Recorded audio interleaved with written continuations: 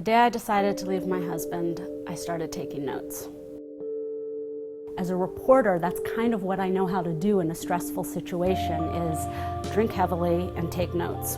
I took off to Dublin, where I lived for a while, and fell insanely in love with a totally inappropriate person. And then I realized that I was even more miserable and that somehow I had to get out of this incredibly dark place that I'd found myself. What I recorded was some of the most exhilarating times of my entire life, as well as some of the most chaotic, terrible, awful, dark times I've ever had.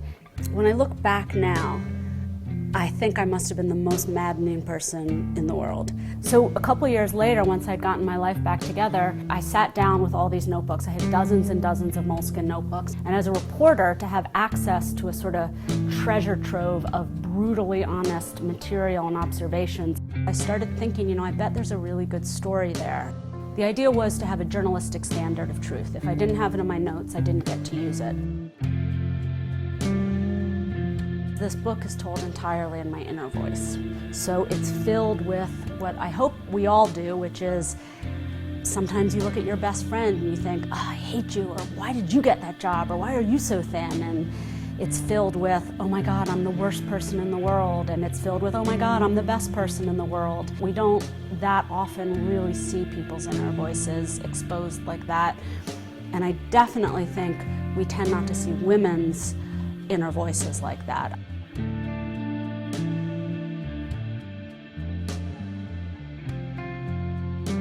People would be, Heather, you gotta go home, you gotta rest, you have to eat. And I would just think, I don't need to do those things. I had been sort of tormented with all these demons. And one day I remember they were sort of tormenting me in my mind. And I just thought, all right, you win. I give in. I do think of that day as being the beginning of the turning point. One summer day, I was out in my garden and I sort of realized that I wasn't suffering. It's like, I always imagine if you've been in a car accident, you get out and you're like, wait, none of my bones are broken, I'm walking.